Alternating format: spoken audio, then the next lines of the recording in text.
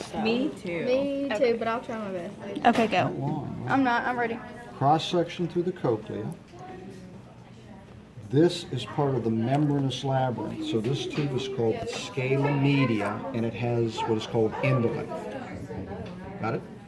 These two lie on either side of that tube, and these are chambers that are called scala vestibuli and scala tympani.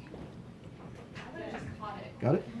Now, How do you spell those? they're there.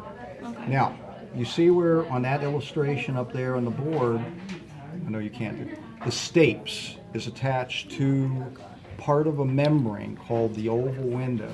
And whenever sound hits the tympanic membrane, the ossicle bones oscillate and they compress what is called perilymph, which is in these chambers. The pressure waves are going to force a membrane up called the basilar membrane right here.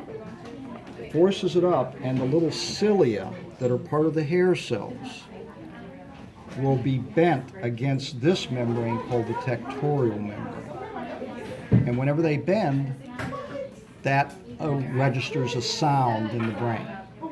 And the brain puts all that information together to create the sounds that we hear in our environment. That makes sense? This whole structure is called the organ of Corti, C-O-R-T-I.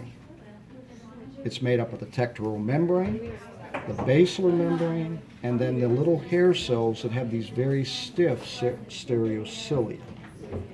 And again, a pressure wave within the perilymph, which is in both of these, gets transmitted to the basal membrane, causing the little cilia to bend, and that's how we register sound. Is that all right?